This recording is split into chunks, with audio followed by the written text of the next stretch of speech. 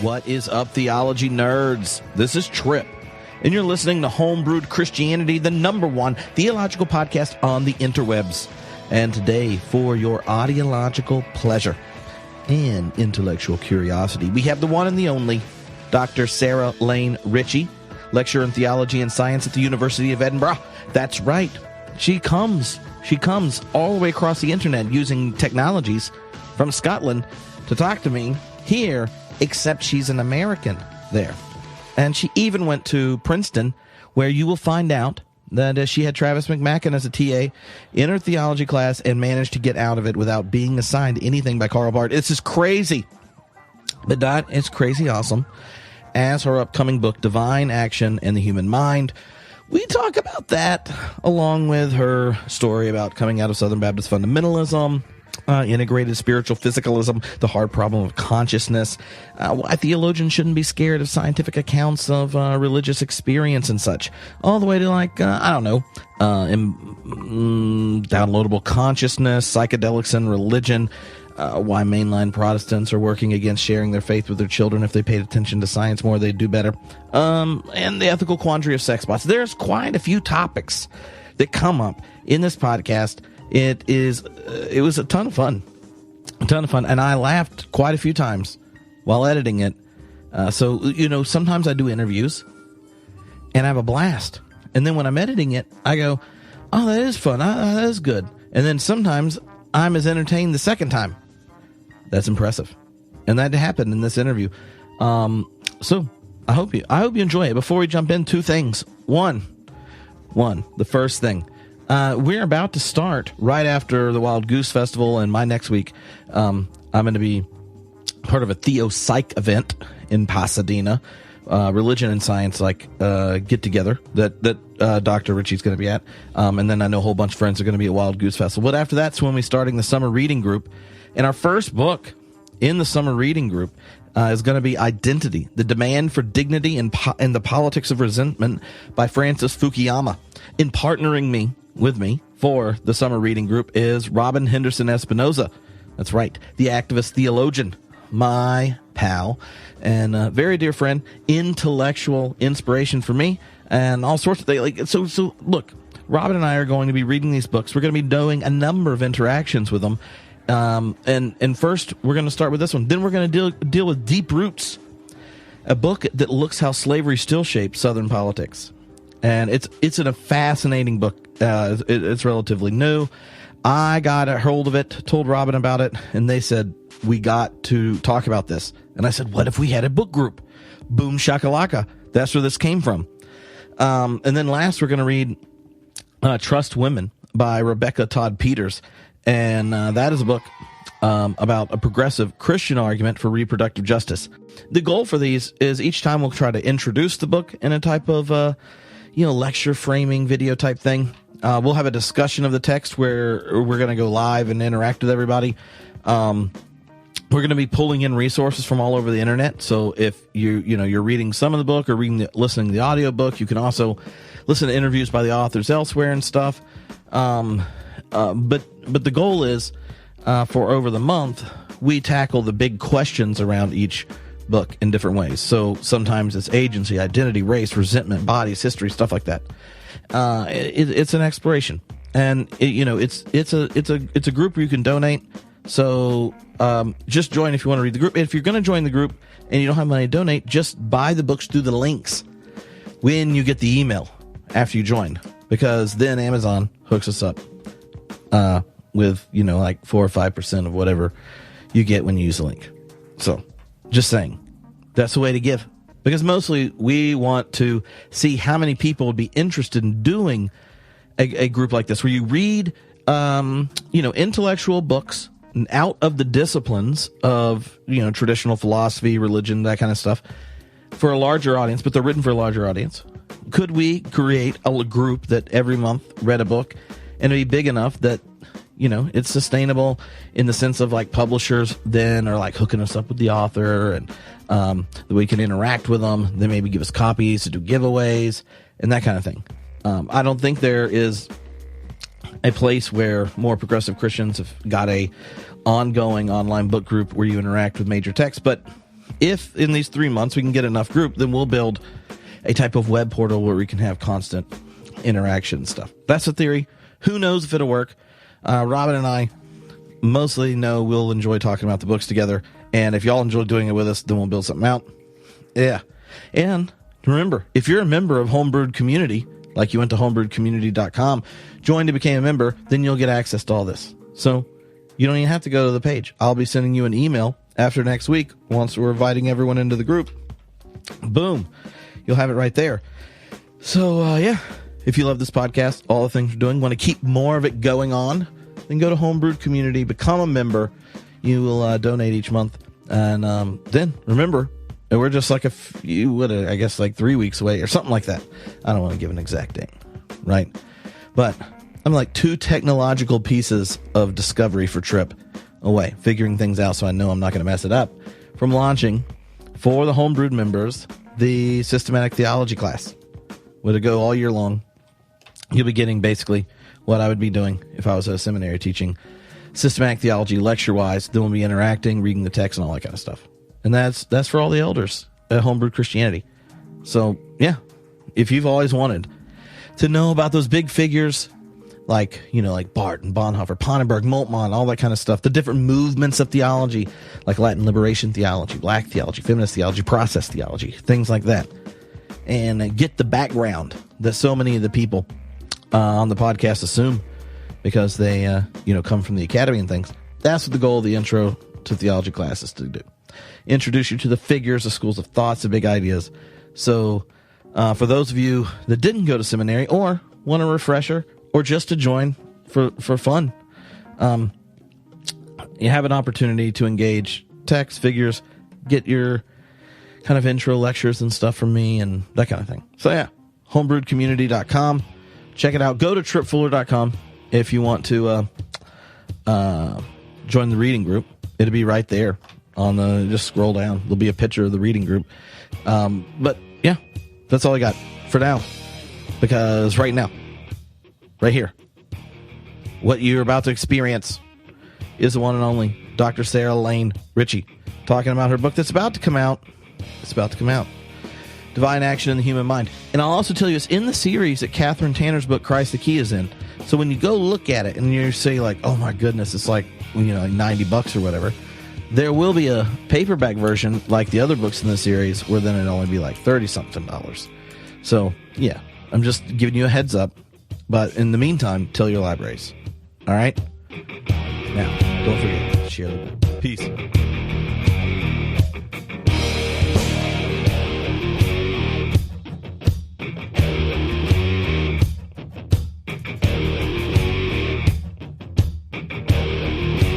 All right, hello, Homebrewed Christianity listeners. This is Trip, and Sarah Lane Ritchie is here.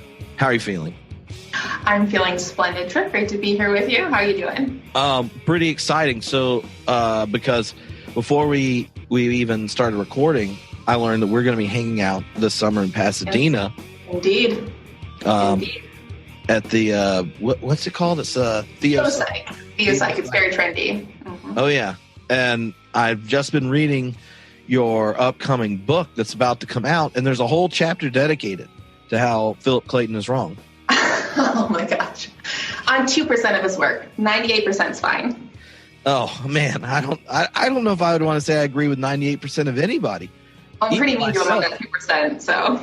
You're really mean on the 2%, and that occupies a large part of the chapter. So, since we're going to be there in July, and Phil, I think, is around in July, then this is just letting you know, Phil, if you want to try to explain to Sarah just how wrong her chapter on you is, and how impotent her physicalist account of mind and divine action is, then there's no better place to do it than Fuller Theological Seminary, who I'm sure has a shrine dedicated to you as an alumni, Phil, and we'll be there. And I'll just try to sit there and watch this debate around it, and you'll probably even demonstrate the reality of mind in your debate, though I'm not sure you've really fully affirmed it. Yes, indeed. Yes. Open invitation. This should be interesting. Oh yeah. So When's your new book come out? Divine It Action in the Human Mind. Yeah, Divine Action in the Human Mind. Coming out probably September, maybe August, probably September. Awesome. Well, maybe the place to begin is where your own faith took the intellectual turn. So tell us about your own spiritual journey and when you decided to become a professional nerd. Exactly. Well, I think I was always a professional nerd, and I stumbled my way through faith a little bit. I came from an extremely fundamentalist evangelical background. I came from this sort of Southern Baptist church, actually. Southern Baptist church that would be like really happy to call themselves fundamentalists. So I don't feel bad at all about calling them fundamentalists. I'm from Northern Michigan originally, actually, so it was a little bit weird that I was in a Southern Baptist church. What happened was that there was like a mission group in the South. I think it was Georgia, maybe. And they decided that Northern Michigan was so friendly to the Southern Baptists that they needed to have a church plant there. So I grew up in the Southern Baptist church plant in Northern Michigan. I grew up in a very, I don't want to say anti-science, but definitely anti-science as I would consider science to be now, community. So young Earth creationists, Earth is 4,000 years old. Dinosaurs definitely still live today. My first introduction to the Loch Ness Monster was through this guy named Dr. Kent Hovind, who is an outspoken evangelist for the young Earth creationists, who then ended up spending about 10 years in federal prison for tax fraud. So that was fun. So he went by Dr. Dino. Anyway, yes, this is my life. This is my whole introduction to the science and theology kind of conversation.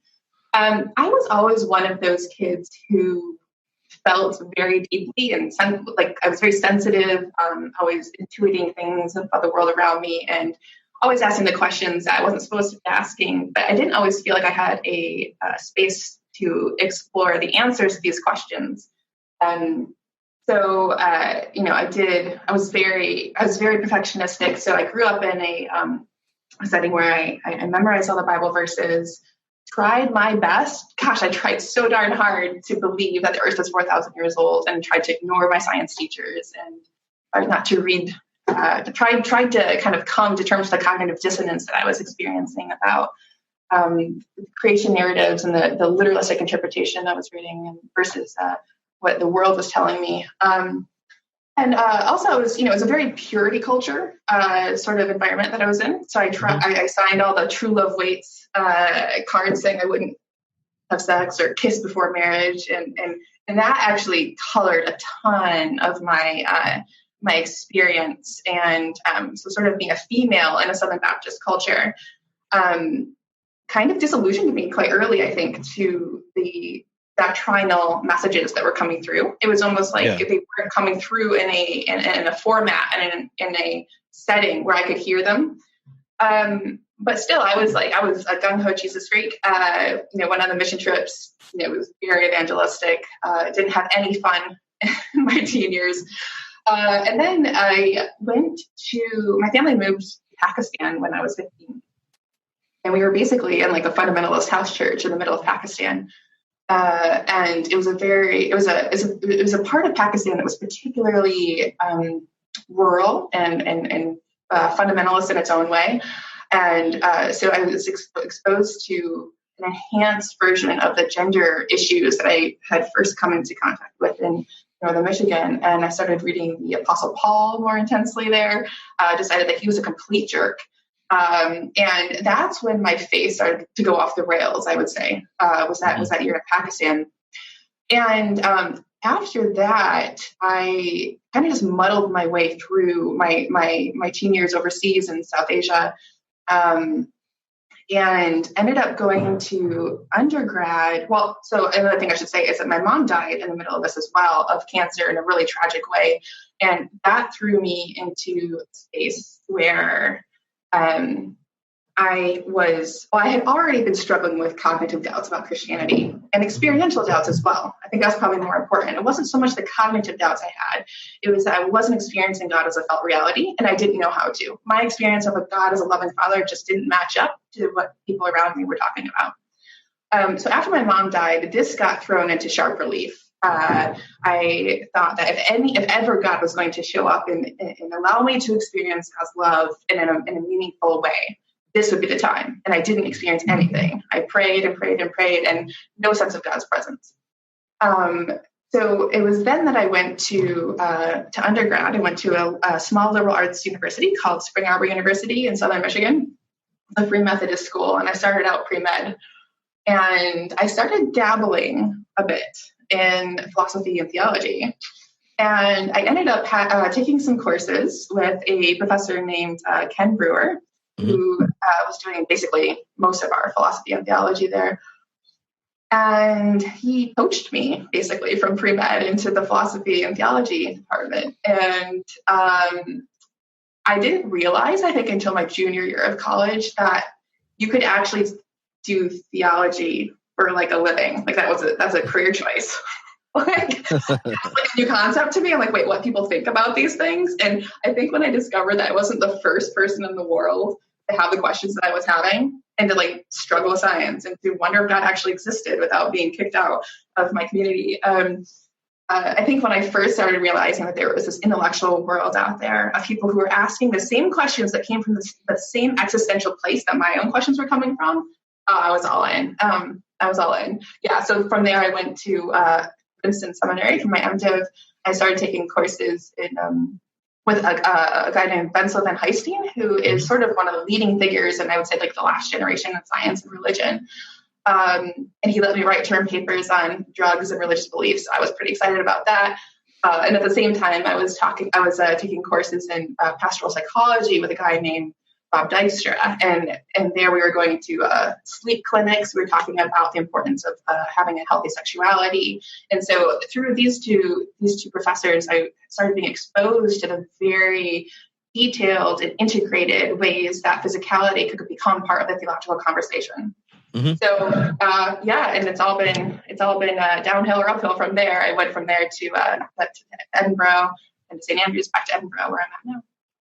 Awesome. And the for those that only know St. Andrews as based off David and Travis' recent explanation, they bring together the worst parts of all theological education. So you managed to get out of there, and humanity intact and exactly. So it's interesting. I was there as as a postdoc in Theology and Science. So I was not in Logos, the Analog Theology Institute there. I was not in Logos, but I was like Logos adjacent. I would come Logos to this. Adjacent. Yeah, exactly. Logos friendly. Logos adjacent. Yes, indeed. So I have friends there. We had some great conversations. Their project was fundamentally different, I think, than mine. But we, certainly had some really stimulating interactions. Mm-hmm. And so when did the book that's coming out and a lot of your work in religion and science, it deals with the hard problem of consciousness and divine action, and really pulls together different parts of the religion science conversation in ways they don't normally address each other straight on. So kind of when you're introducing someone to the way the conversation around religion science exists, how do you frame it so that the questions you're interested in are ones that, pop front of mind? Right, exactly. So, I could answer that from the perspective of the way that science and religion has been done, like traditionally and historically up until today, or I could say why I'm in it. And those are two very different answers. People, there are all sorts of typologies about the way that science and religion should relate to each other. My assumption in this whole game is that whatever science and theology are doing, they are talking about the same reality. They're both getting at the same basic truths of existence. And however they get there, there's one reality. So I don't think there should ever be any fundamental conflict between what we call science and what we call religion. Really, we're talking about sciences and religions and theologies. We definitely need to be more specific than the way the conversation has generally been carried out. But for me, so my own kind of like research agenda is slightly different than the way that science and religion has probably been done in past generations, and certainly as it's been characterized on the street. People so often talk about science and religion as being at war with each other. And that's just, that's a narrative that I just, it doesn't interest me. So the upcoming book is on divine action and consciousness, and there's definitely a heavy emphasis on Clayton's divine action and the emergent mind thesis. But I would want to emphasize that, I view the book. It's definitely a critical book, and it's very deconstructive in some ways. But I view that as a necessary part of the narrative to get to where I really want to go. Mm-hmm. So, that book, I would consider divine action and consciousness. Those are spokes of my research wheel, but they're not the hub of my research wheel. So, the motivation behind that book is probably just as important as the book itself, at least for me. The center, I'd say the core of my research passions, they're not so much interests as passions, is what I've been calling lately integrated physicality, right? Mm-hmm. So it's I'm not talking about reductionist physicalism. I'm not elevating anything reductionist. I'm not tied to the physicalist label. I'm not about devaluing the spiritual or the theological, but I'm interested in elevating and prioritizing the physicality as integrated. Right? It's always integrated with the various natural human sciences, culture, language, the arts, sexuality, gender, and of course, theology and philosophy. So my starting point is that to be spiritual is not, that to be physical is not to be unspiritual. But you can embrace physicality and embodiment without losing anything theologically. So for example, I could claim to be a physical body, and that is not a reductionist claim. That's not reductionist. You don't have to be a dualist to be theological or spiritual, because you can't compartmentalize the physical. The physical is always integrated with and embedded within unimaginably intricate systems and different levels of complexity. So anyway, from that starting point, so that's my theological embrace of integrated physicality, and then out of that hub come the various spokes. And divine action and consciousness has been a big one for me, but also belief formation and the role that on non-ordinary states of consciousness play in self-directed bottom-up curation of religious experience and belief. That's a huge spoke for me right now as well. Spiritual practices and ecclesiology and the way we do church is another spoke. Mental health, the science and theology of what makes a person mentally and physically healthy. That's important to me. And then the science and theology of intimacy, interpersonal connections. And then finally, I would add in as well, ecology, our connectedness or lack thereof to the earth, to our physical environment. These are things that have all been neglected and downplayed because we felt such a strong need to minimize the physical in order to elevate what we call spiritual. And I think that's a huge problem with theology in general. So the book on divine action and consciousness is just my first kind of manifestation of one spoke of that wheel. Mm-hmm.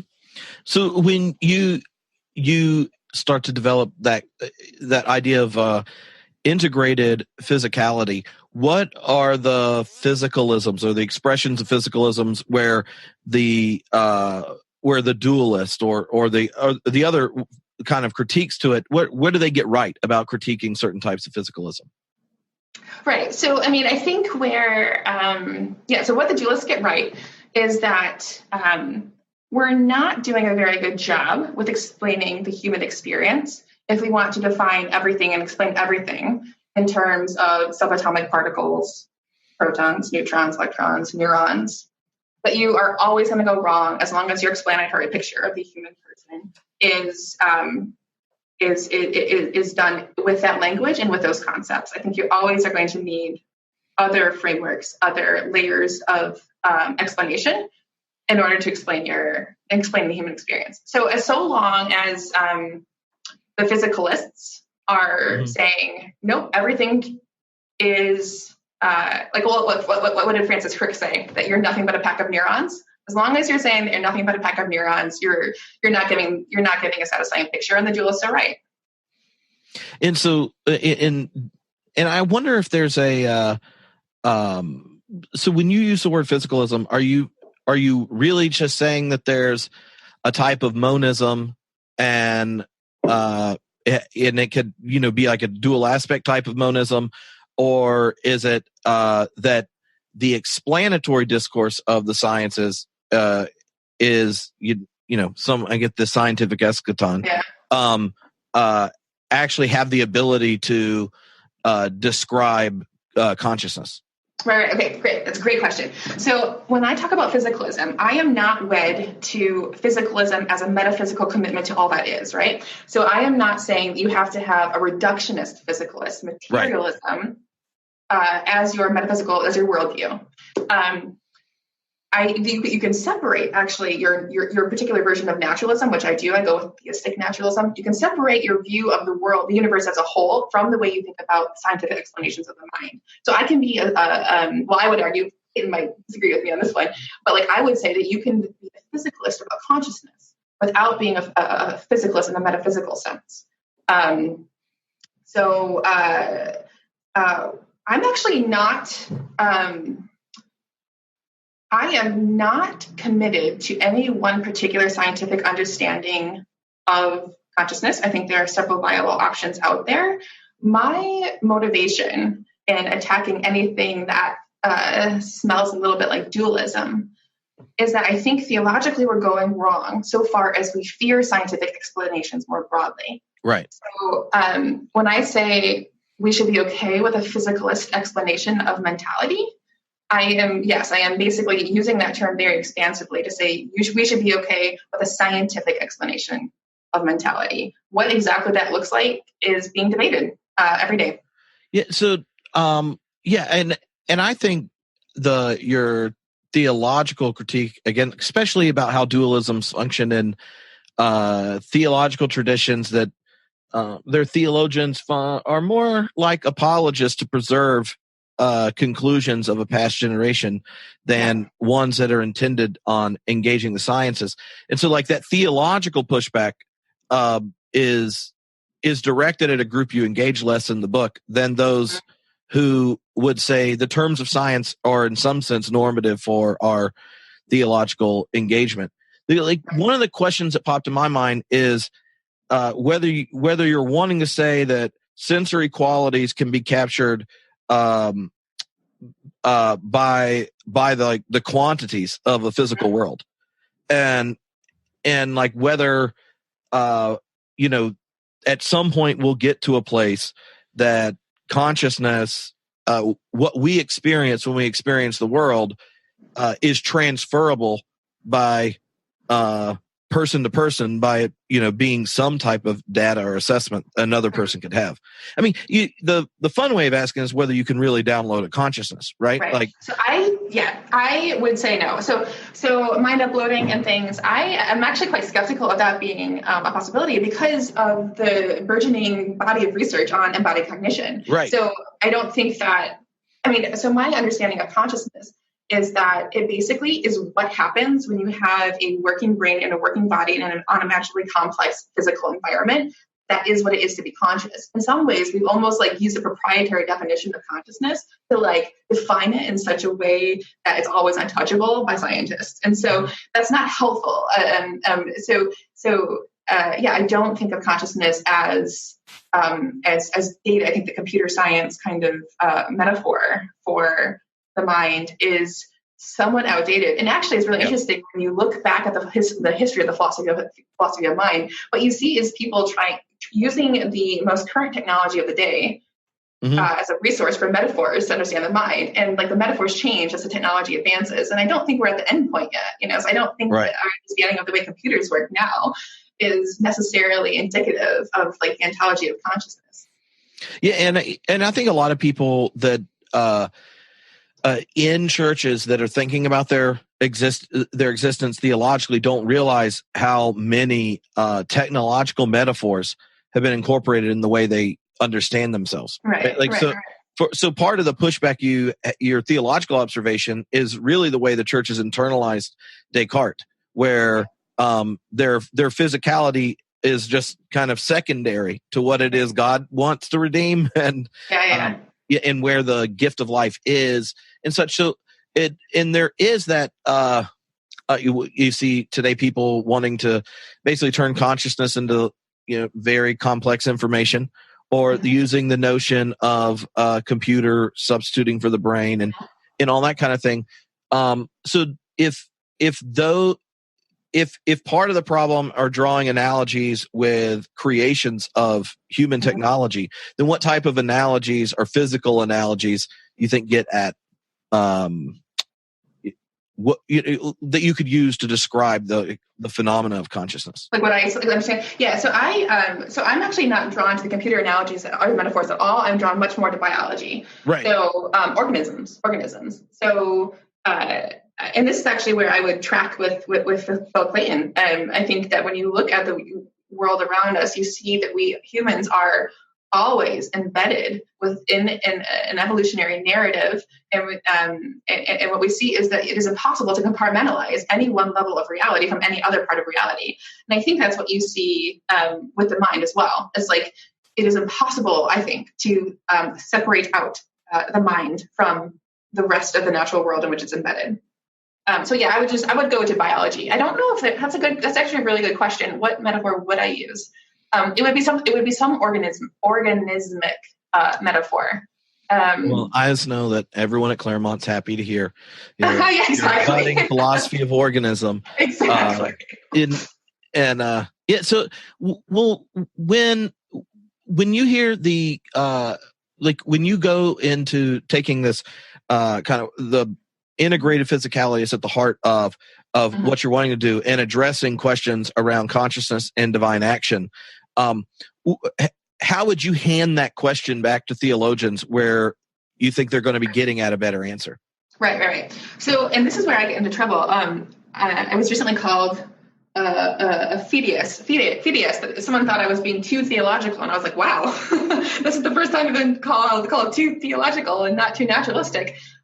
Because I think actually theologians have a huge job to do here. So in the second half of the book, I go into 3 different versions of what I call theistic naturalism. So the big problem, I think, in the divine action conversation is that we have bought into the metaphysical presuppositions of kind of like a post-Enlightenment philosophical era in which you have God over here and then the world over here, and somehow you have to get God into the world from the outside. It's essentially like quasi-deistic God-world model, and it's actually insufficient for Christian theism. I think the Christian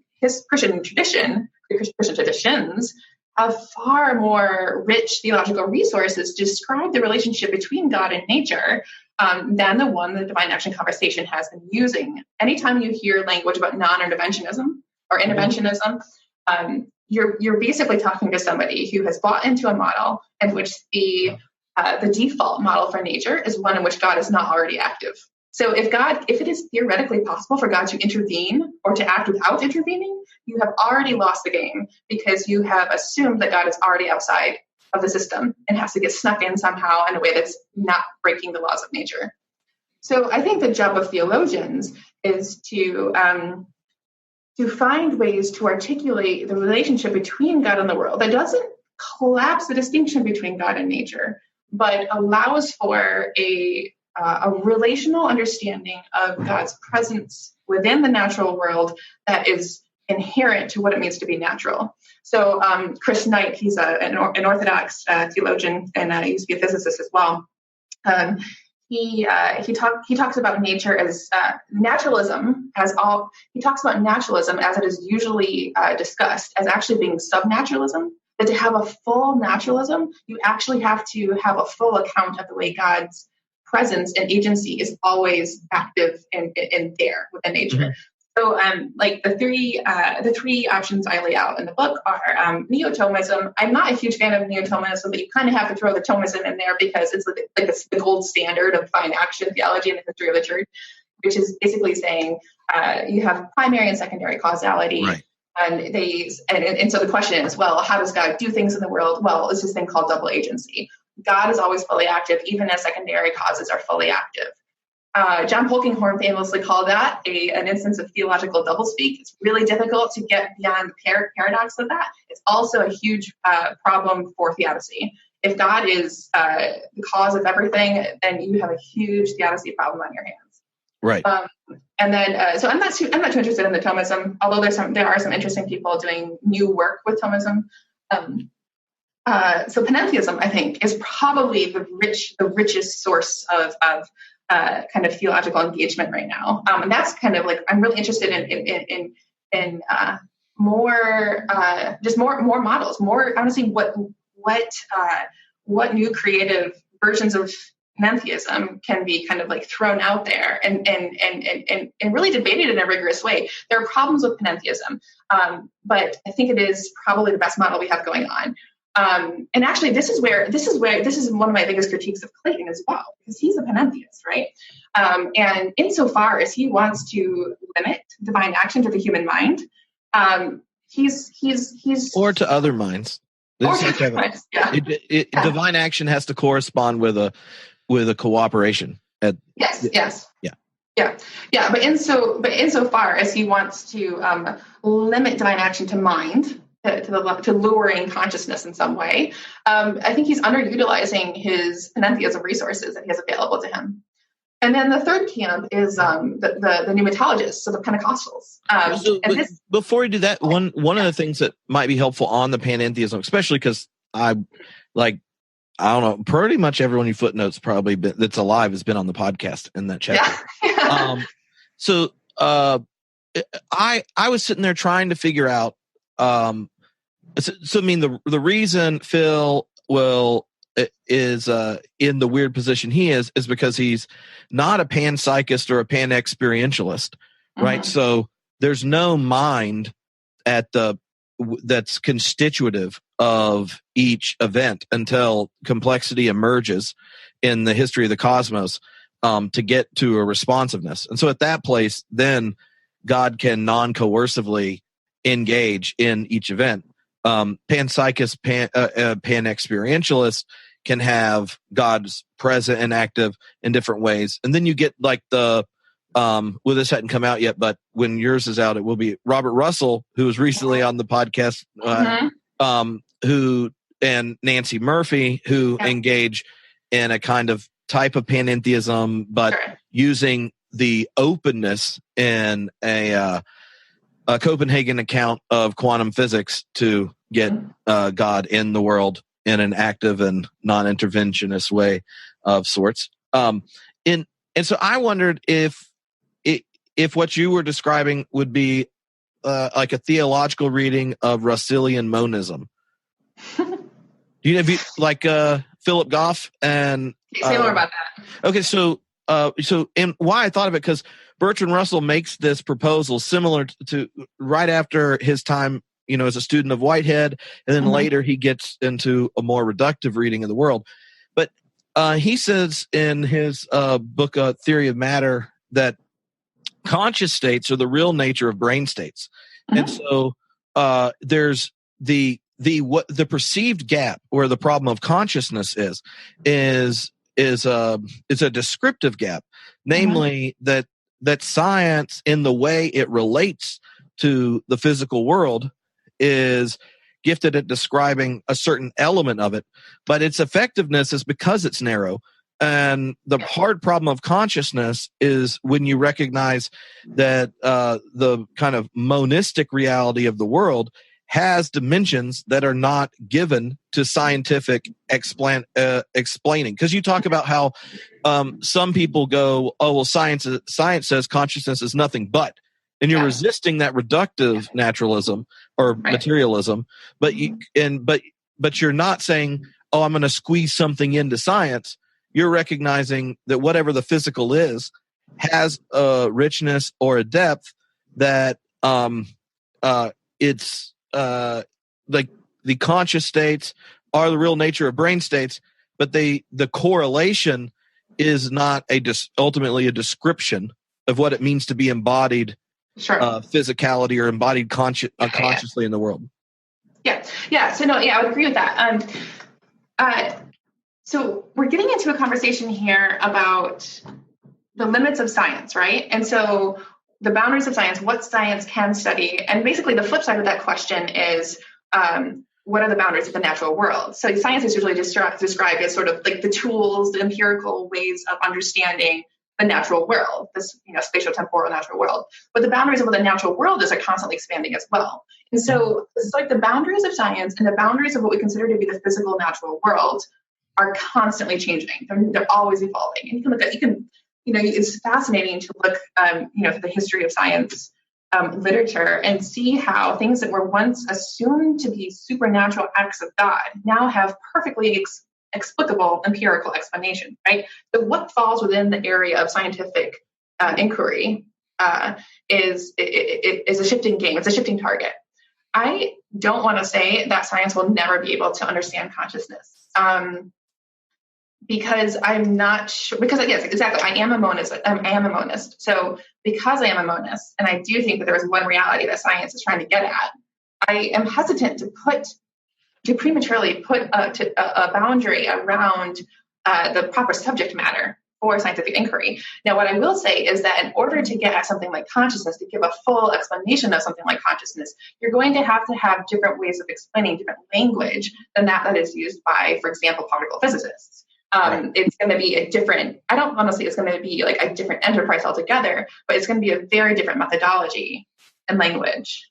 Mm-hmm. And would you say that it would necessitate a type of layered account, maybe using multiple disciplines and from multiple perspectives that ideological reductionists resist, because there's a certain power in having the perspective to explain something completely? Yeah, sure. How do you see embodied cognition reshaping the combination problem? Like, how is it that human consciousness is derived from the physical, but not demanding something more than the physical?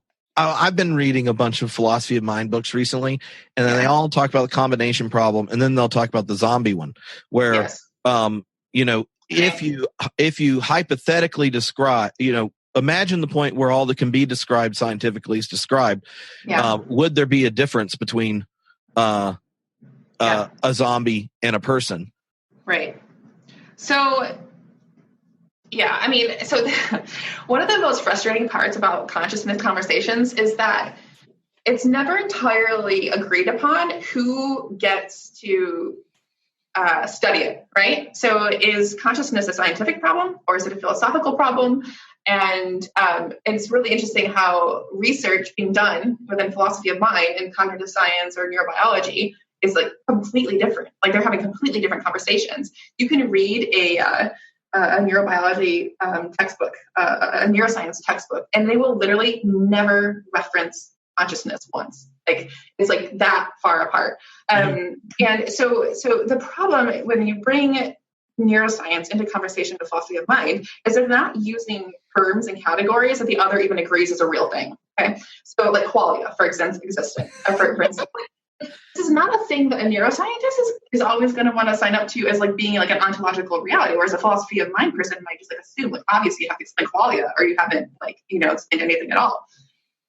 So the problem with things like the zombie thought experiment. Can I explain what zombie thought experiment is, or do we get to assume that that's common knowledge? You could explain it. So basically, in like 2 sentences, it's not about The Walking Dead. Yeah, it's not about the Walking Dead. Sadly enough, it's funny. I was just at a theology conference last week, and Society for the Study of Theology, and it's one of our big theology conferences in England. And I was remembering, like 5 years ago, like this year, I went and I did my first conference paper ever, and it was on philosophical zombies, like at a theology conference. There were like 4 people in the audience. But, it's been fun. So zombies, philosophical zombies. Basically, the idea. David Chalmers is this big dualist guy, and he talks about zombies, and the idea here is that the main question here is: could you have a being that was neuron for neuron, cell for cell, atom for atom, exactly identical to you in every way possible, physically identical to you in every way possible, and not have consciousness? Could that being be literally indistinguishable from you from an objective physical perspective, right? And not have subjective experience of like there wouldn't be anything going on inside.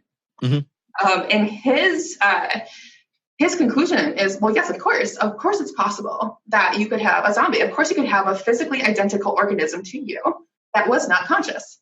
And he will be the first to say that this whole thought experiment, the success of it, comes down to intuition.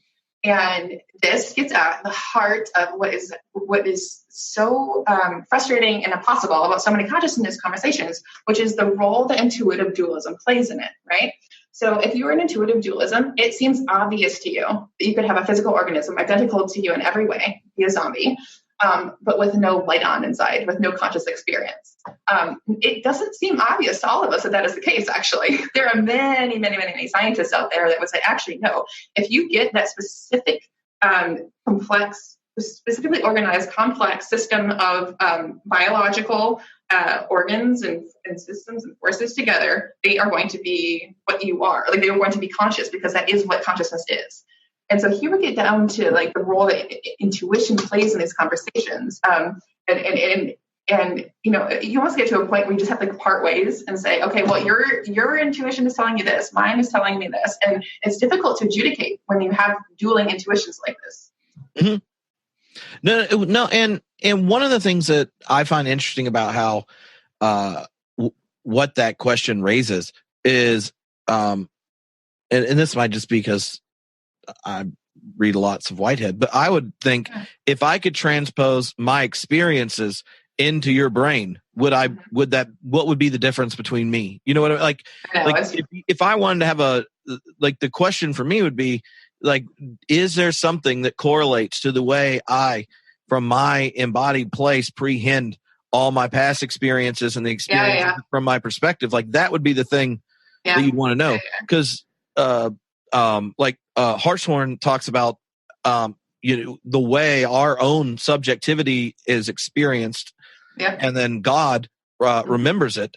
So the remembering of a person, in a hypothetical theological state, has more to do with the subjective experience of that person than the particular biological makeup. So let me ask you, so what do you think? So if somebody, let's say we could clone you right now, and we were to physically clone you in every way.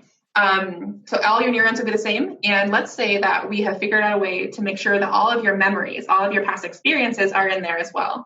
So we clone you, we open up the chamber, the fancy sci-fi chamber, and you come out, your clone comes out, rises out of the mist. What's the relationship between you and your clone? Yeah, well, other than probably sheer confusion and why I was the one that was selected for this process.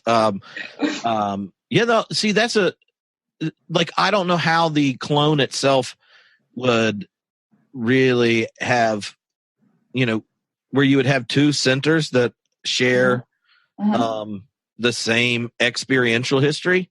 That would in terms of process thought, I have no idea how that would work. Yeah. Well, I just don't know if a machine would be able to do it. That's why I was the zombie problem for me kind of floats the other way. Yeah, it is. But that's one of the reasons I like asking it, because one of the things that stuck out to me, where did I write it down? You said is because you're doing a lot of stuff around cognitive science of religion. It was in the article you sent on transcendence and neuroscience, right? Like, some of it just ends up changing the way you think of religious experience, right? And for people in religious communities, the religious experience not only kind of is received with a certain naivete from the kind of horizon of transcendence in it. The religious experiences are generally received where they're already thematized in the symbols of the religious tradition. Yes.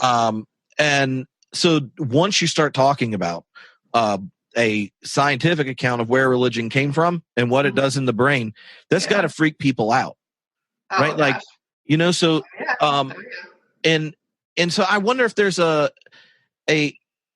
but oddly enough, if you're familiar with that science stuff, your positioning on it is making the natural phenomena of religious revelatory. Yes, that's exactly it. So it's terrifying for church folk at the beginning. I admit that, right? So when you say pull off the Band-Aid, so everyone kind of gets filled in on what the scientific accounts of religion. But then I think that might be the best place where you kind of make your case for a robust embodied naturalism. Yeah, I mean, yeah, it's a good way of putting it, actually pulling off the Band-Aid. It's almost like you can't get to the good stuff theologically without first facing some difficult truths. Yeah, so what do we know? We know that, well, if we know anything about religious belief, and at least in scientific terms, is that it's completely natural. Like there are dueling takes on like how and why we evolved to have religious beliefs. You can talk to Justin Barrett at Fuller about that. But cognitive science of religion is, working hard to sort of give, different models of exactly what sort of adaptive purpose or why, or they're also byproduct kind of models as well. But why do we have this thing called religious belief? So there are ways to scientifically explain I don't want to say mechanistic, but I'm going to say mechanistic. The mechanistic process by which the brain would have evolved to have the propensity to believe in God or gods. Alongside of that, we evolved the propensity and the ability to have religious experiences. And I'm using the term religious experiences very, very, very broadly. Most people think religious experience, they think mystical trance on a mountaintop somewhere. That's not really what I'm talking about. These are measurable changes that take place in the brain that create a felt sense of connectedness to ultimate reality in people. And this can happen in very subtle ways through music and chanting and movement. And what most people in your average church don't want to acknowledge or aren't aware of is that we are already, people in churches are already participating in curated experiences that make it more likely neurobiologically that they will experience a felt sense of God. You see this in some traditions more than others, right? You go into a megachurch, for example, they're going to have much more resources to invest in lighting and mood music and pulsing bass, and there's going to be a liturgy involved. Most of these churches wouldn't say there's a liturgy, but there's definitely a liturgy involved where people are, singing the same chorus of a popular worship song over and over and over again. These are doing things to the brain that create the sticking power of ecclesial experiences. So the bad, what looks like the bad news on the surface is that we have scientific explanations for why religious belief occurs and how it has evolved, and we know a lot of the techniques and the mechanisms by which people end up experiencing belief. I mean, when you're raised in an evangelical tradition, you're taught to choose belief, but actually that's not what happens. You don't choose belief. This is actually one of the biggest questions that got me into science and religion in the first place is, can I choose to believe in God? I had doubts about God's existence from the time I was like 7 or 8. I was young. I was really young, and I didn't know God existed. And so I would pray the salvation prayer like every night, like, please God, make me believe in God, praying to God to believe in God, because I didn't know how to choose belief. And then I got to a point where you started doing the research, and I began to learn that actually, it's not so much a matter of choosing a belief. It's a matter of being exposed and embedded within experiences that make it more likely that the experience of belief will occur. So belief is not so much as a choice in a cognitive assent as a felt perception of what is real. It's not so much tacking on an affirmation to an abstraction. It's about thinking that something is true about your external world. Mm-hmm. So that's the bad news. Bad news is that we know how this works and we know why it works. But if you have a good theology, if you have a theological model in which what we would call it compatibilism, if you have a compatibilist understanding of scientific explanation and God's action and presence in the world, then you don't have to choose between scientific explanation and revelation. You don't have to choose between knowing how something happened and believing that it's real or true. And the cool thing here is that once you get beyond that hurdle of being afraid and saddened, really, by your experience of revelation being tipped on its head, then you have this whole world of possibilities opened up for you. You get to be an active participant in your own curation of spiritual experience and understanding and belief. You are invited to participate in that process in a way that is scientifically rigorous, but also, I think, theologically nuanced and self-aware. And so you can start having and choosing and building in spiritual practices and experiences into your life that direct you, for example, more towards a sort of experience that Christ would have had, or You see what I'm saying?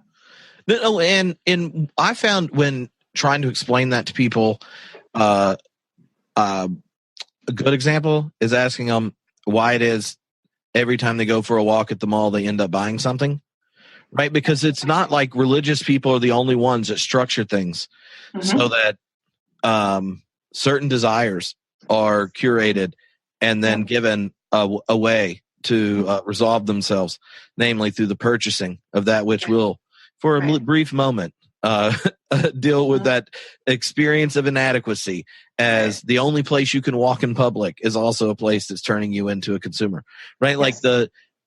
There's a, too often we don't realize where you put your body has already to put it in a liturgy that's shaping who you are.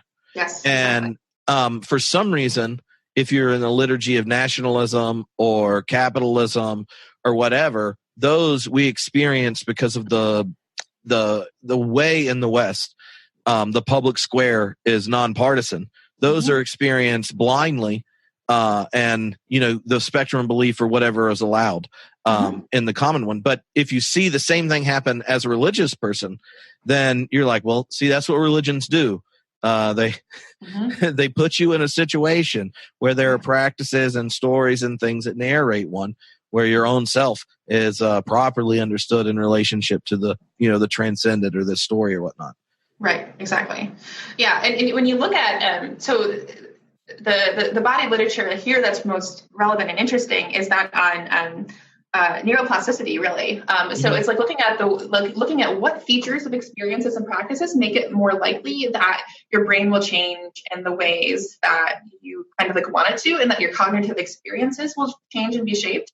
And the three big things that I usually focus on are focus, repetition, and emotion. So focus, if something is going to become, if your experience is going to become shaped and molded in a certain way, you need to be focusing on something, right? And so this is where, religious traditions do, they do really well, right? They give you a very, very focused body of doctrine or, a worship song or a preacher. There's always a very focal point of the tradition. And the other thing is repetition, right? So spiritual practices and experiences, they need to have a lot of repetition involved in them because that creates neural pathways in the brain that make it more likely that the content that's associated with that repetition will become a felt reality. And the third one, which is probably the most important that we're losing a lot right now, is emotion. So the more emotionally salient your experience, the more likely it is to have a long-term impact on you. Obviously, this is obvious in some ways, but it's something that we're really uncomfortable with, especially in Western churches, especially in mainline Western churches, where we've become extremely hesitant to embrace or allow emotion in our spiritual practice. And certainly we're going to hear that emotion affirmed from the pulpit, right? Yeah. And there's a real mistrust, actually a real distrust of anything emotional, except in, of course, charismatic and Pentecostal churches and evangelical churches as well, I would say. But you look at the mainline churches, and they're not doing so well on this front. And they use theological reasons which is funny. So the same group of people that are gung-ho about the reality of science are the ones who refuse to learn anything about the science of religious experience and practices. So, emotion, well, we should probably cut that out. Repetition, that's what those backwards churches do. They repeat a chorus. We don't. We require you to sing choruses of songs written in the 17th century with shitty theology. But if you're singing it, you're allowed to sing it. Just don't preach it and focus. That's hubris. Yeah. If you have, there's so many things about that. I've tried explaining it at ministry conferences where I'll do all the science stuff first and then just go. Now let's imagine you were in charge of a community that centered itself, you could say focused itself around a story of radical self-giving love that transcends boundary, but it's kind of embarrassed to say Jesus with Christ right after it. It's weird to me how much the very people that want to think scientifically will then avoid doing anything. Right. That science would say, like, if this really does matter to you and you want it to shape the lives of each person in your congregation, you would do this. Right. Yes, exactly. I mean, the one area right now that I'm really interested, that I'm watching very closely, is affect theory, right? And so that is like emotion science, basically. And some scientists are developing a much more robust appreciation of the role of emotion in cognition. Mm-hmm. And so that I feel it's like we're slipping in emotion through the back door, right? Like, no. To be rational, you have to be emotional. It's not that you can ever choose to not be emotional. It's just that you're playing the role of emotion in your cognition. So basically, the newest science right now is kind of emphasizing the role that emotion has always and already been playing in our rational thought processes. It's just more. It's taken a while. It's taking a while for it to become accepted in the mainstream kind of scientific and theological conversations. Mm-hmm. It was one. I mean, just when you said that you've been thinking about how that kind of center look at integrated physicality plays out in congregational life and things, that's a fascinating conversation, because one of the experiences I think a lot of mainline Protestants are dealing with is the worship service has changed very little, but all the stuff around it has, and the results are so different. But I mean, a real basic thing that comes up is like the debates around music or whatever. But, my parents were at church 3 times a week, and one of the times was to learn to sing all the songs that they sing in worship service. Yeah. I mean, they call it choir or whatever, but they could read the music and they could sing all the songs. Mm-hmm. And so the kids those days, or whatever, participated in worship shouldn't be surprised. They knew how to read music and practice them all the time. And yet they want to hand the same hymnal off to their kids without the consistency or the community where you're bonding with your friends while singing songs you don't understand and all that kind of stuff. And they really go, oh, well, people are more busy, so they can't do it anymore.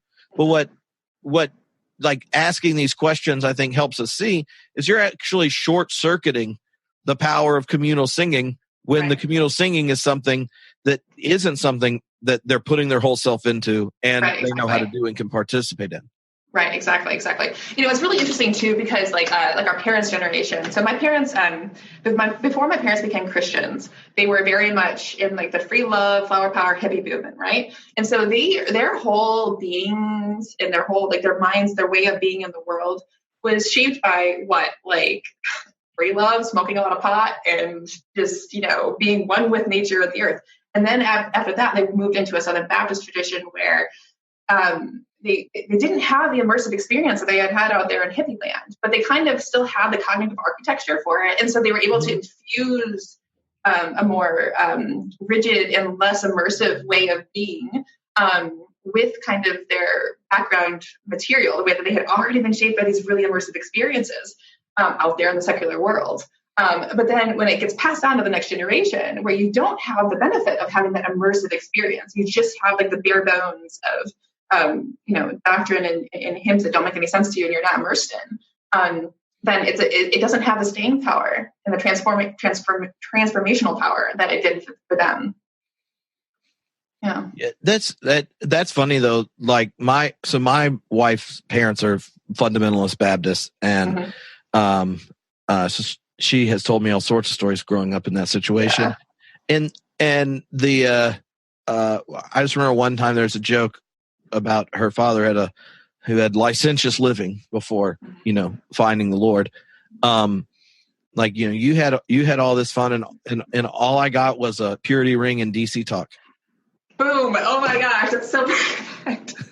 That's exactly it, right? It's like we got your like cognitive output without any of the fun. Come on. Yeah. But we're coming back around it. Now we have psilocybin and LSD. It's okay. Yeah. So let's talk about that. So when when Rupert Sheldrake was on the podcast. Oh yes, I listened to that. Yeah, so good. And I thought, we're clearly almost done with this. So a couple people asked about drugs. Well, I haven't thought about that. And then he goes into this 20-minute thing where he suggested dropping LSD with teenagers. I was like, confirmation's never been so popular. Exactly. I mean, you're saying about that as a joke. I'm not. No, exactly. I mean, so if you start with a good, and I promise I won't take 20 minutes here, but like in like 2 minutes, it was the most popular 20 minutes. So you can talk about all the drugs with teenagers at Baptist Church if you want. Woo! Sarah supports drugs with your youth. All right. Oh my gosh. And I get fired tomorrow. Yeah. They definitely support it at St. Andrews. Exactly. No, they definitely do. Okay. So if you start, if your basic supposition here is that to experience God's revelatory power in your life, or to experience intimacy with God, relationship with God, whatever language you want to put around that. If you want to experience God in an intimate and transformational way, and you understand the physical world and scientific processes as not being opposed to that revelatory input from God or relationship with God, if you don't have to choose, if you're being a compatibilist about this, then in principle, there is nothing wrong with using and responsibly and thoughtfully engaging with the physical world around us and help us to immerse ourselves more fully and deeply into experiences that will make it more likely that we end up feeling more connected to God, into the natural world around us, and to other humans, really. Now, a lot of the recent work on psychedelics has been absolutely fascinating. It's been mostly occurring within the context of mental health. And so there have been many, many studies in the last 10 years or so. You mean mostly peer-reviewed research? Yeah, primary research has been going on. Yeah, but one of the perks of having a beard and a theology podcast is everyone assumes you use drugs. Exactly. So, the number of tenured theology professors who just proceed to tell me stories where I'm like, I was like, safe space. Confidential. I do think that or especially when I was a minister in LA, I mean, I had plenty of congregants that found themselves into ayahuasca circles and all sorts of stuff and come back with, a collection of thoughts. Right. Okay. So let's say that in principle, there's nothing theologically wrong with engaging with the physical world in a way that will enhance our spiritual lives. Okay. Just like start there. And then they say, okay, so what do we know about that? We know that we have what I call spiritual technologies like music or prayer and meditation. Meditation is actually the biggest one for sure, but it takes a long time. It takes a ton of discipline to get to the sort of results from meditation that are transformative over the long term. But we have meditation, we have immersive music, we have really connected, intimate experiences in small groups of people. We have experiences in nature, right? So like going out in nature for 2 weeks on some like rite of passage, fasting is a big part of that as well. Like there are spiritual technologies that have been used across cultures for as long as humans have existed, that have kind of performed a spiritual function in the lives of those who go through them. So a lot of these are very labor intensive. A lot of these take a lot of time. And if you're not already in a community that practices these rituals and rites of passages, it's very difficult to find an in. And this doesn't feel very organic. So pause that. Now move over to the recent research on psychedelics. So psychedelic research has had a huge resurgence and has been funded finally, again, by governments and private individuals as well, over the last 10 years or so. Once now that the regulation is starting to loosen a bit, particularly with psilocybin and LSD. Psilocybin more than LSD. But within the mental health research circles, there have been almost unbelievably powerful results coming out of psilocybin research in particular about the efficacy of psychedelics in treating severe depression, anxiety, addiction, fear of death in cancer patients. Decades, well, definitely years after taking even one dose of psilocybin, one strong dose of psilocybin, people still will rank it as one of the top three or four most transformational experiences of their lives, up there with the birth of a child or the death of a parent, right? So these are incredibly meaningful experiences that are being reported. And so we have a solid body of research that psychedelics are not addictive, they're not dangerous. They're not physically dangerous. You have to be very careful psychologically because they can destabilize people who are already prone to being destabilized psychologically. But for the most part, they're very, very safe. They're far safer than alcohol. So relatively safe. And the research is now beginning to turn a bit, actually. So it's not so much mental health research is still going on, but now research is starting to turn a bit towards the role that psychedelics can play in creating meaningful spiritual experiences for people that invest their lives with value, with meaning in some way. And a lot of work is done on setting and intention. We're not talking about going on a rave and dropping acid with your friends. We're talking about very intentional experiences that are structured in such a way that you are.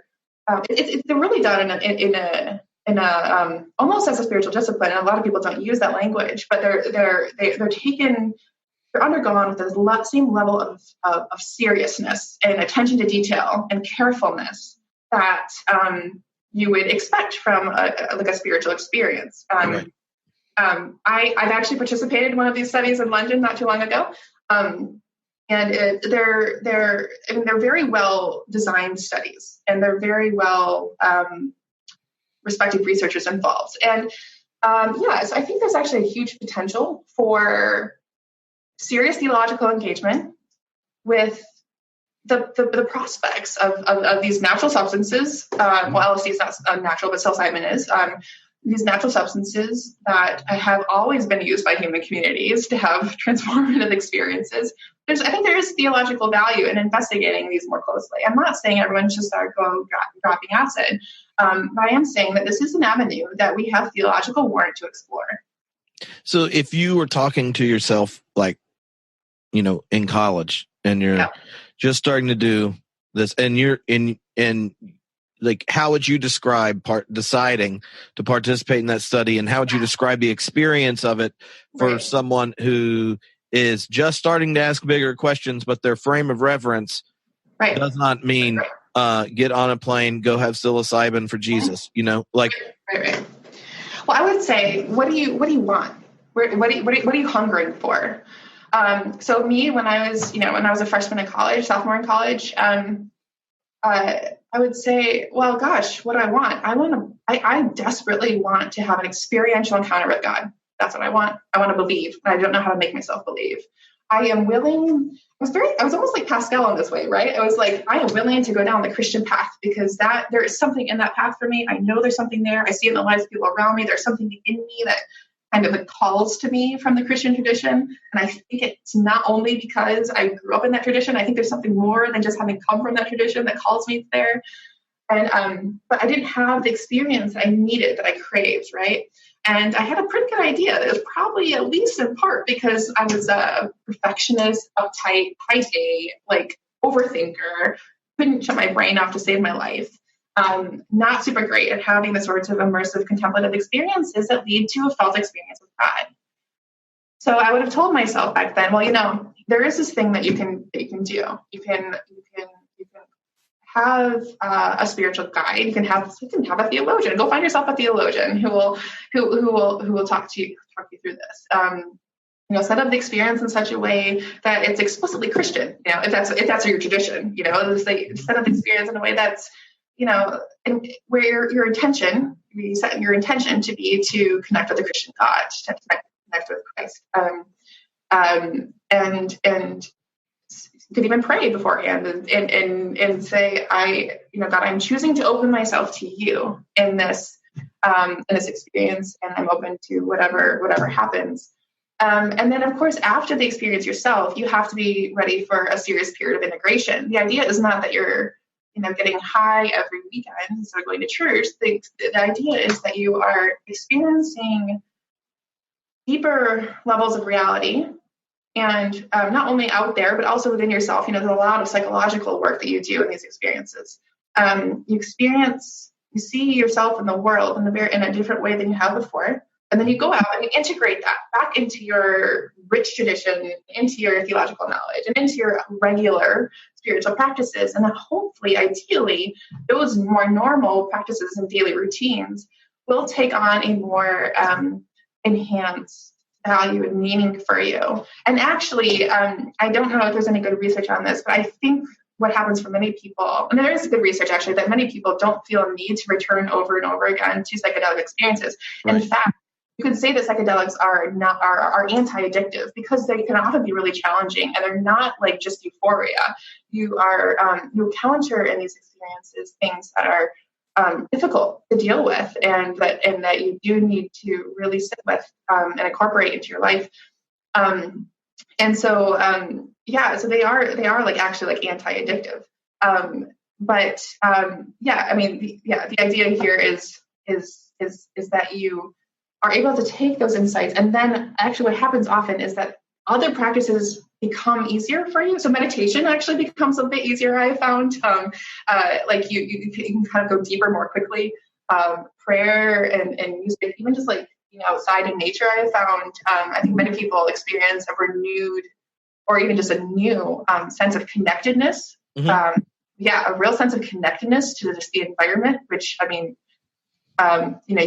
we talk for hours about the impact that these sorts of experiences could have on the environmental crisis. But, how did your own experience differ from your expectations as someone who obviously is going into it with a theory in mind and going into it with having read the research and thinking about it, and with your kind of type A self? It was not a blind, like your friends like, hey, so there's this research going on. How do you, I'll get a new tattoo, whatever you want. We're down. So how did the experience shift the way you think about, you thought about the process going in?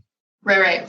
So this is really interesting. So one of my best friends is let's see, would she care if I said her name? No, she won't care. Her name is Sarah Ruekheimer. She's an astrobiologist working at Oxford. And she's also been very interested in the recent research around psychedelics. And so her and I have compared notes quite often about this sort of the theoretical and the conceptual kind of foundations on which we're exploring the research applications of psychedelics. And so she is not a Christian. She is not a religious believer. And it's really interesting because what she says, she's like, it's not that there's anything about religion scientifically that I have a problem with. She's like, it's not about physics for me. It's not that like, science has explained everything and therefore there's no God. It's nothing like that. She's like, for me, it's just that I am so acutely aware of the human propensity to fool ourselves. She's like, psychology, it's like we are so good at kidding ourselves and convincing ourselves that our that our perceptions are and our neural experiences are real, when actually it's just our brains trying to make sense of the world. So she kind of would go into a psychedelic experience and say, interesting psychologically, I learned some truths about me, but there's no reference to this in reality. Like there's no God, there's nothing actually happening here. I go into this sort of experience with a very different kind of mindset. So I would go into it saying, even if I could put myself in an fMRI, actually they do put you in an fMRI. So even though they're putting me in an fMRI machine here and they're scanning my brain, they're seeing how things are changing. I'm not threatened by knowing that there's a physical reason why I'm having the experiences I'm having. And at least no more than I am threatened by knowing that there are physical counterparts to our conversation right now. Your brain is firing right now. Mine is as well. Like you put us both in an fMRI machine and they would see things lighting up all over the place. And so fundamentally, there's no difference between your waking experience of the world and a non-ordinary state of consciousness. It's just differences in degree. So if you're trusting your experience now and you're trusting God's revelation in your life now, when you walk into a contemplative prayer service where the lights are dimmed and the mood music is on and you sit in silence for 45 minutes and meditate and you feel yourself experiencing God, if you can affirm that that is real, there's no in principle reason why you couldn't affirm a psychedelic experience as well. Mm-hmm. So when it was like a year and a half ago, I I used to be really good at contemplative practice, even though I know you don't say good at it, but like prior to children, before kids, I was good at it enough to not know I shouldn't brag about how good I was at it with other people. But you know what I mean? Like, I could do 30 minutes twice a day of silence and like be good at it. Anyway, so I was like, I'm going to attempt to reach enlightenment. And for about 9 months, when everyone go to bed, I would do long periods of mindfulness. And I realized like 3 shots of bourbon and mindfulness works. And it's all this, and I got to where I had this like crazy ass experience that of like multicolored Jesus turned into like a skull and ate me. And I just quit. And then when I was like, I think I like 10 minutes.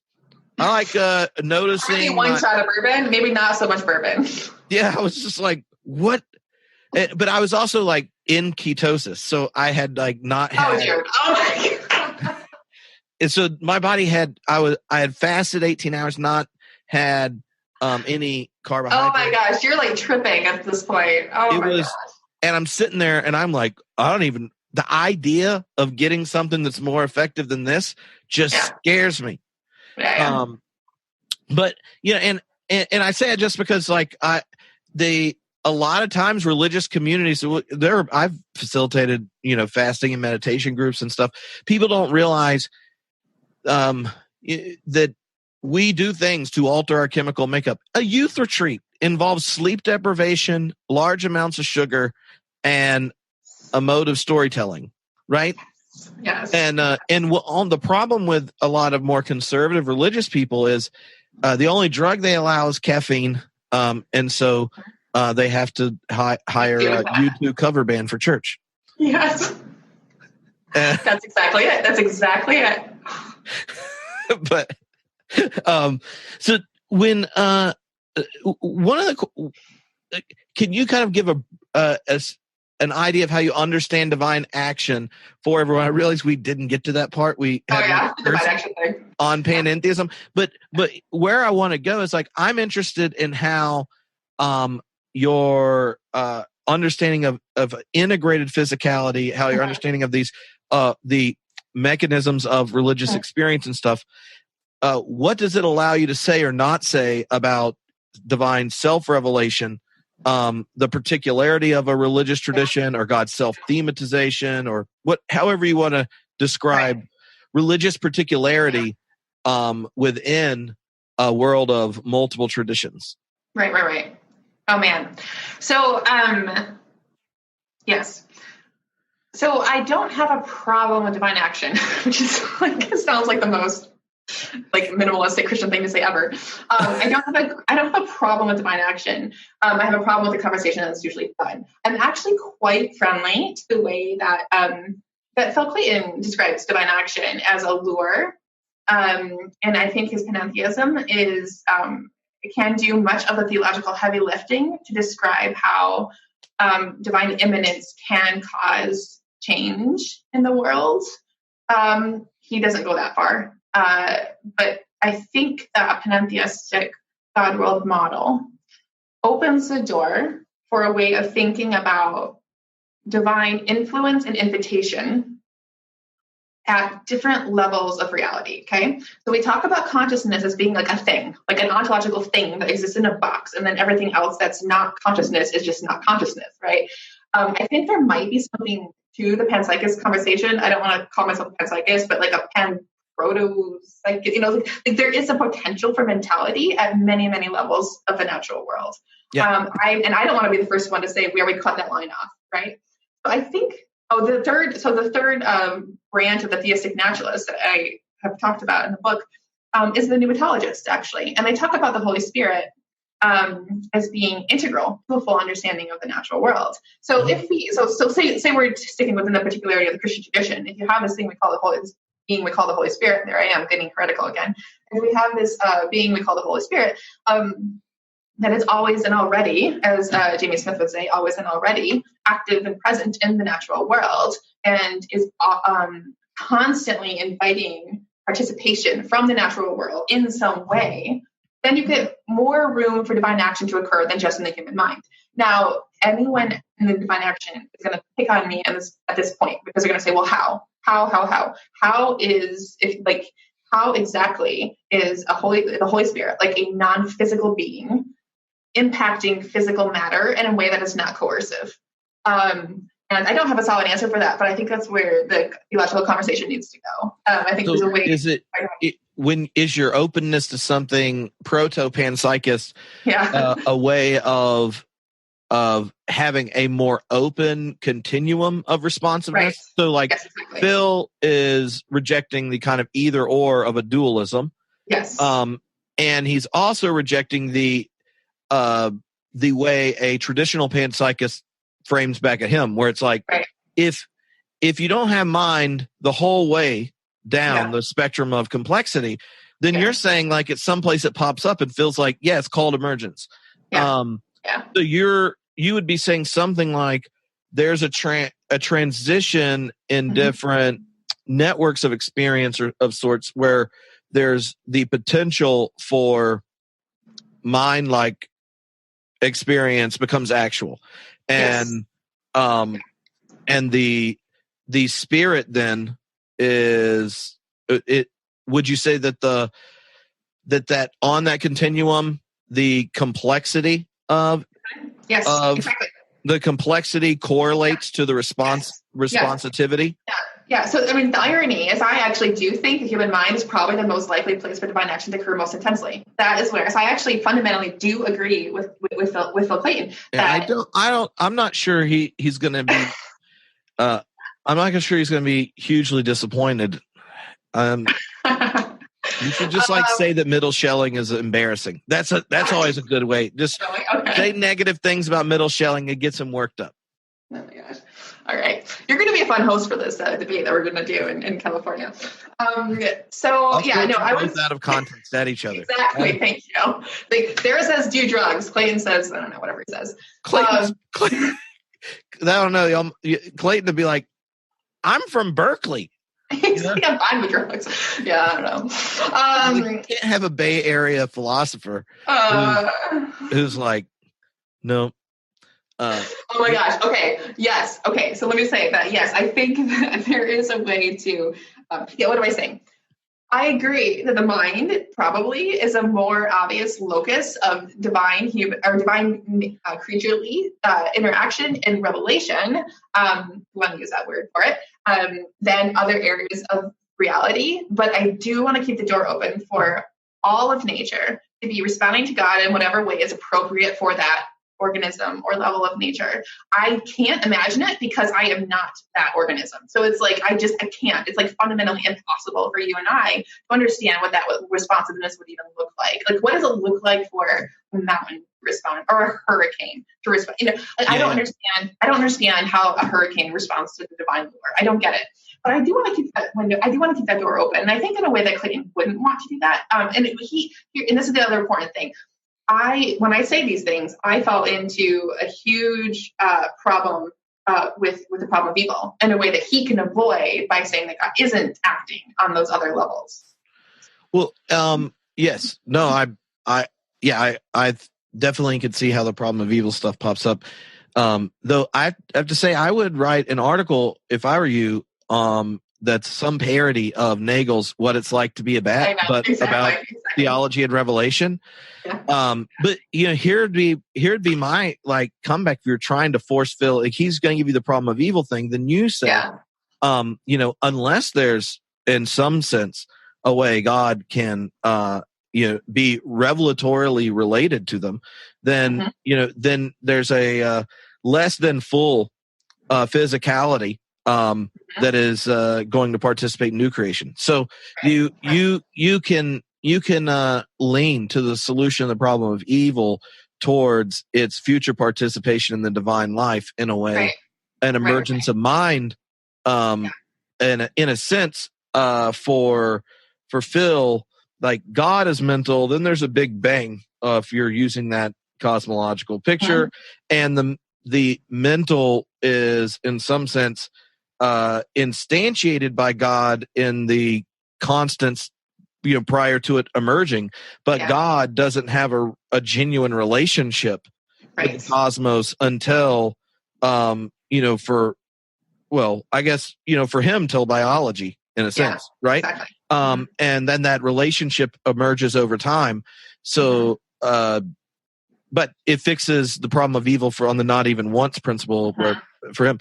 But you could also deal with theodicy eschatologically if the integrated physicality also hooks up eschatologically, which you talk about Amos Young in that chapter after panentheism, and in his systematic, he has a real interesting way of doing a noumenological eschatology. Yeah, he's really interesting. Like which I want to make sure I get him right. I haven't read him for a while. He talks about like the laws of nature themselves evolving, right? So he has a very dynamic person. He has a very dynamic understanding. He has a very dynamic understanding of nature that's not as reified as the way that most people in science religion talk about it. And I think that's actually a good move. I think it's a good move. I'm not sure. I mean, he falls apart for me on the details. And again, the devil's always in the details. But there is something there. Yeah.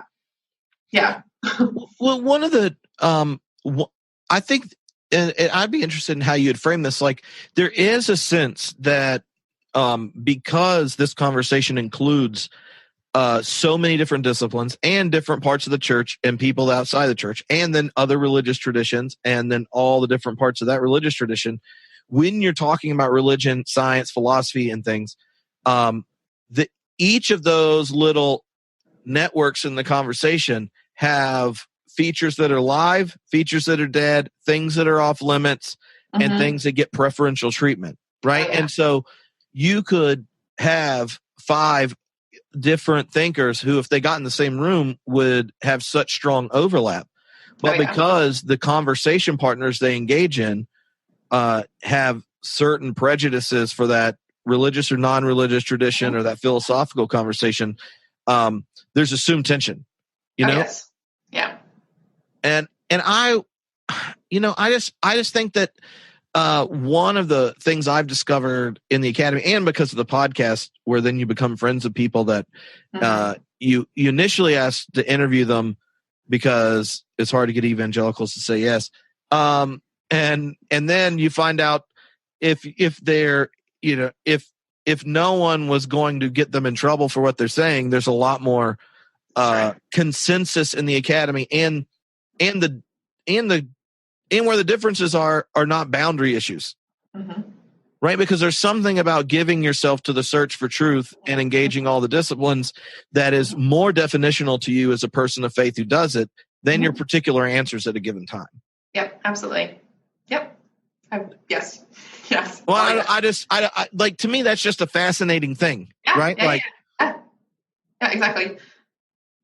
It's interesting, even like how the conversation changes, like geographically. I mean, I operate sometimes in the U.S. and sometimes in the UK, and even like just crossing an ocean can change the taboo subjects. So it can change the parameters of the conversation. So you walk into a room, and all of a sudden I'm getting like subtle cues that I shouldn't be talking about this one thing or that one thing, and and it's the same way coming to the UK as well. So tell me this. You were a student of Travis, right? Is that what you said? Travis was my TA. He was your TA. In a systematic theology class. It wasn't really systematic theology. So. No, well, it's hard to do systematic theology as a dialectical thinker. Okay, so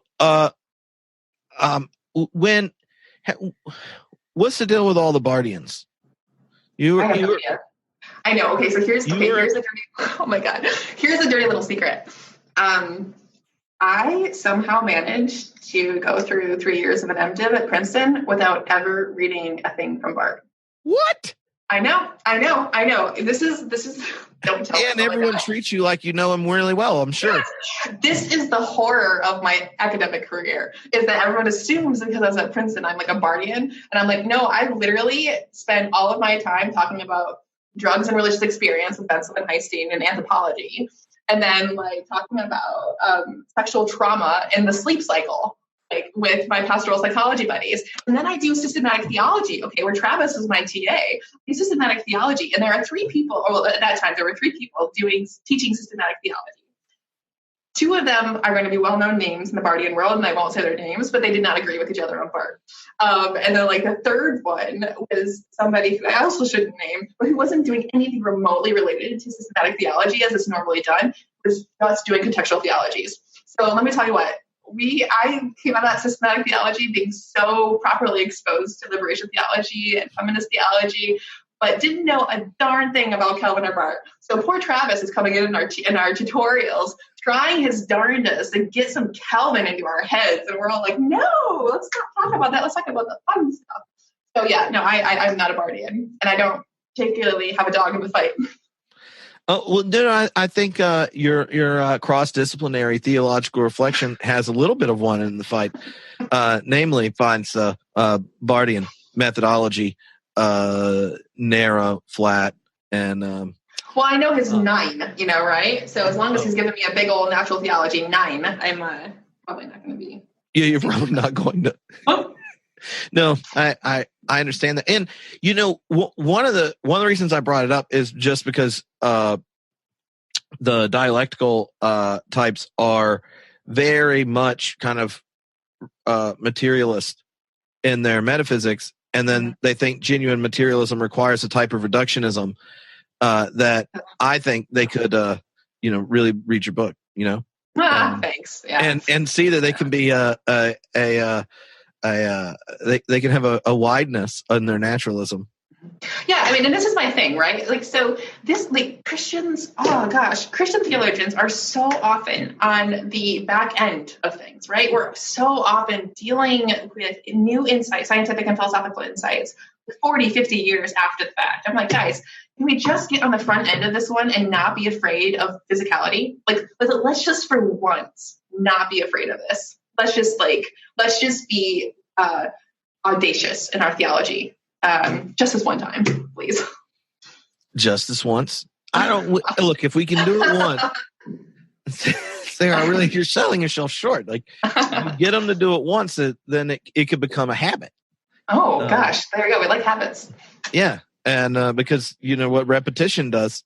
It's good times. It makes you more religious. Change that brain. Yeah. Yeah. So, when you were talking about how spiritual or the spirituality of intimacy or something, I can't remember how you said it because I can't read the 2 words I wrote over intimacy.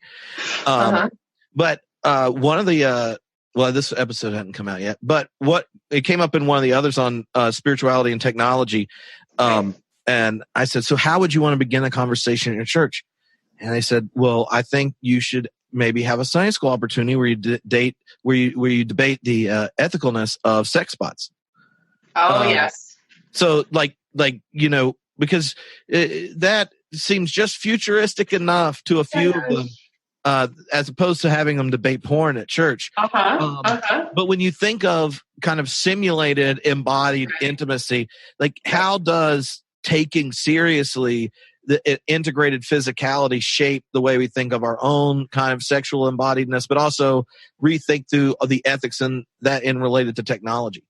Oh gosh, I know. This is such a thorny topic. I am not going to say that I don't want to say that you couldn't create a conscious a conscious robot, basically. I don't want to say that you couldn't do that.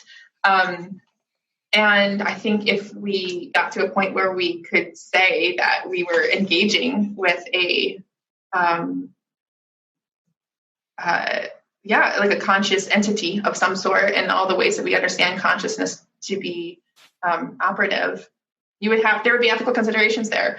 What it would mean for our sexual ethics, I don't know. My inclination is to always assume more agency rather than less agency on the part of technology. But I'm going to really get myself in trouble with the sex bots there. I mean, but it is what's fascinating to me about it is both like in Westworld, so like in the way we're thinking in the future, it emerges, and and sex bots appear to be the first major, like, human shaped AI that are going to hit the market. So to me, it's revelatory both of how our own physical desires shape our imagination, and then how our technology, in a certain sense, intensifies our alienation from our physicality. Right, exactly. So here's the thing: like so this is probably the more interesting way for me to answer this. Why are you going to go shopping on the internet for a sex bot, right? So your answers to that question are going to be much more indicative of where you need to go spiritually and relationally in terms of intimacy than anything I could say about the ethics of sex with a robot. I hope that one of the implications of embracing physicality, and in the way that I'm suggesting that we should, is that our bodies will become not a taboo subject anymore. Sexuality, I don't think, should ever be taboo, and that there should, and of course, like our willingness to engage in the raw and messy physicality of our own bodies, but also the bodies of other human beings, bodies that are different from us, we can have a huge conversation about bodies that are different from our own and the way that we interact with them. But the way that we are connected or not connected to other people, I think, is probably the first conversation I would want to have before the robot conversation, because you're turning to a robot for something. If you're turning to a robot for something, there's something, I think, broken about the way that you understand your own body and yourself in relationship to other bodies. Mm-hmm. Oh yeah, no, it's one of those questions that will bring up a whole host of other topics that are not easy to get to. But if if the other option is discussing sex bots, then all of a sudden the other topic, you're like, well, it's not that bad. I don't know if you saw, you should look up the news story, but they were passing some weird law in Houston because a guy wanted to have essentially a sex bot brothel. And, yes, I did see this. Yeah.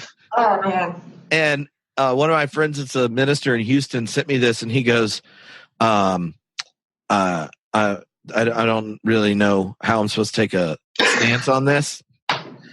So I thought I'd message my theologian friend as to what a good sound biblical stand is on. And what was that biblical stance? I said, I think you should advocate for sanitation. Oh my gosh. Because I just thought, the free market until there's high quality regulation of an industry doesn't care, and I feel like that could be a backfire that no one's anticipating. And I said, I think you want a strict sanitation expectations. That's the theological proclamation on that. Oh my goodness! I thought it was a high quality dodge. Yeah, pretty good. I wish I thought of that when you asked me this question. No, you're the professional. You can't. You can't talk about like embodied cognition, intimacy, spiritual practice, and then like not think you're going to get a sex bot question. I'll write my next article about that. How about that? It'll blow right off the internet. People will be. Yeah. They're like, oh, the theology of sex bots. What is that? Do they exist?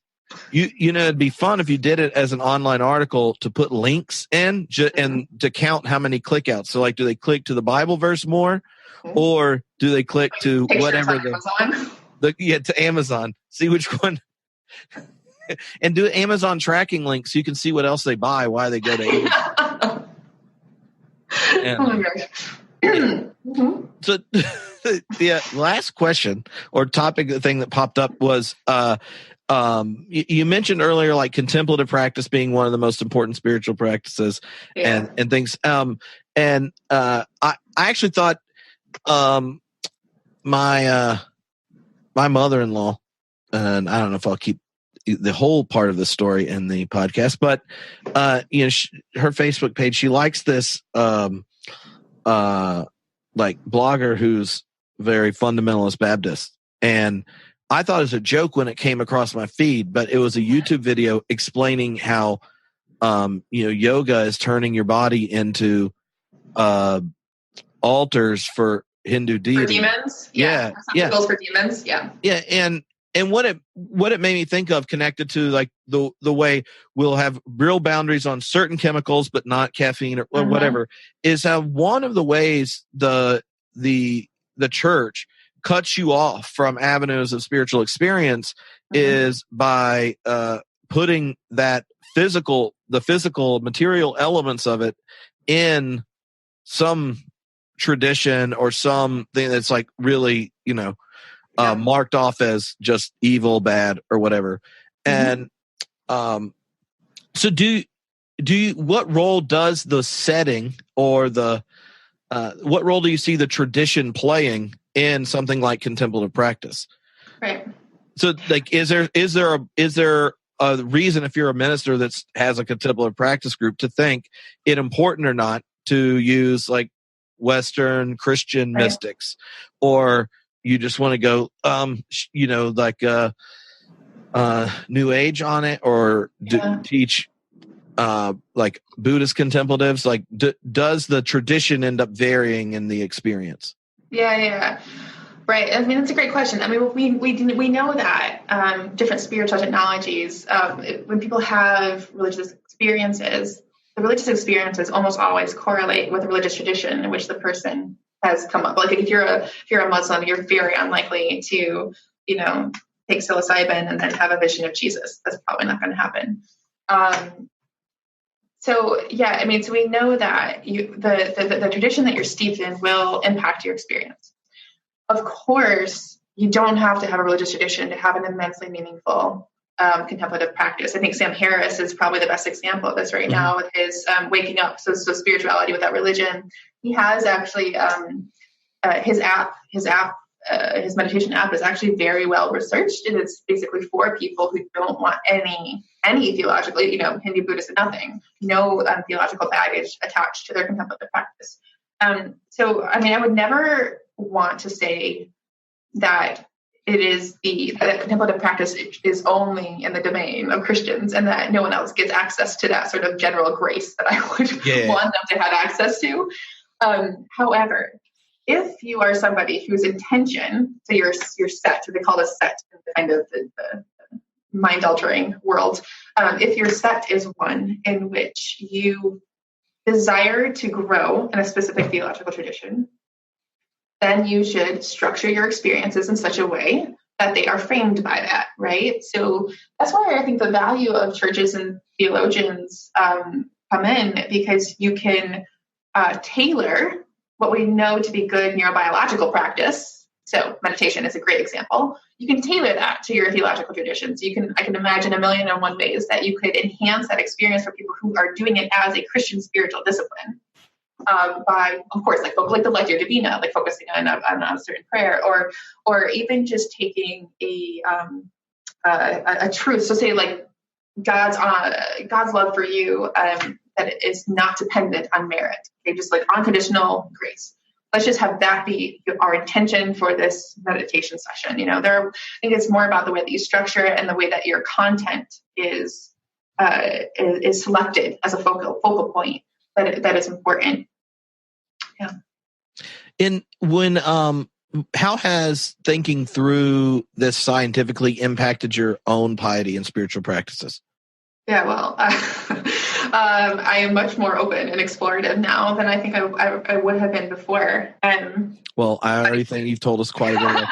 No, but it's funny. You were asking when you were talking about the yoga, yoga being an avenue for demons to sneak into your body. I mean, I definitely grew up thinking that. But it reminded me of this time when I was like 13 years old. I was like a super Jesus freak, right? And I had like a momentary, like couple months where I had like relapsed or whatever and backslidden. Sorry, backslidden is the word I was looking for. Oh. Backslidden. And I had bought a bunch of CDs. So I had like all this babysitting money and I ended up buying like dozens of CDs with one of these like CD clubs or whatever. And it was like, Dave Matthews Band and like secular music that was edgy stuff. And I know. And then I went to like this conference and I was in Sunday school and I felt convicted. And so I ended up throwing out all of my like hundreds of dollars, like all of my babysitting money down the drain, threw out all of my CDs, like dozens of CDs. And my poor brother is like a year and a half younger than me. My poor brother sneaks out like in the middle of the night and goes like rooting through the trash to like get my CDs so that he can have access to my music. And then I discovered that he had stolen my CDs out of the trash and our mom made him throw them away again. And it was like this heartbreaking moment of like losing all this really great music because of like my fundamentalist proclivities.